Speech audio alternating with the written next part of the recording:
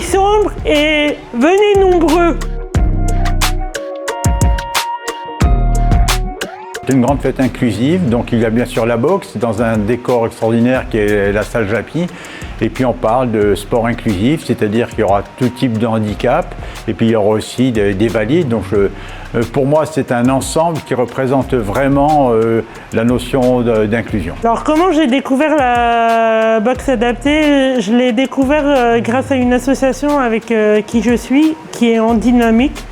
C'est la présidente qui m'a envoyé vers l'Apollon. Ce que ça m'apporte au quotidien, que du bien-être en fait. Quand je sors d'ici, je me sens bien, je me sens à ma place. C'est un sport pour personnes en situation de handicap et pas que, puisque c'est aussi pour des personnes qui ont besoin d'être intégrées, qui ont besoin d'être incluses. Ça peut être aussi du sport pour des personnes un peu vieillissantes. C'est pour des personnes atteintes d'autres types de pathologies.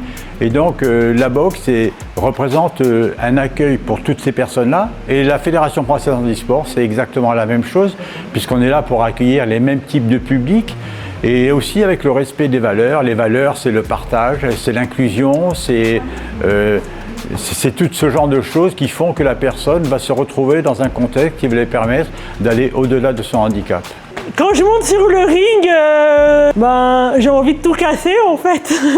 Quand j'ai envie de me donner à fond, d'être avec les autres, ça me fait du bien. J'ai envie de montrer à ces gens-là que la boxe ne fait pas peur parce que parfois il peut y avoir des a priori qui viennent voir ce qu'on sait faire. Répondre à la question de l'importance de ce genre d'événement, c'est quelque chose de très très important. Très souvent, je crois que on est tous un peu, que ce soit chez les valides ou chez les personnes en situation de handicap, on est chacun dans son monde, dans son sport, avec ses licenciés, et qu'on n'a pas assez le regard tourné vers les autres. Or, de participer, de voir ce qui se fait ailleurs, ça va permettre d'ouvrir le champ des possibles à toutes les personnes en situation de handicap. Je vais donner un exemple précis.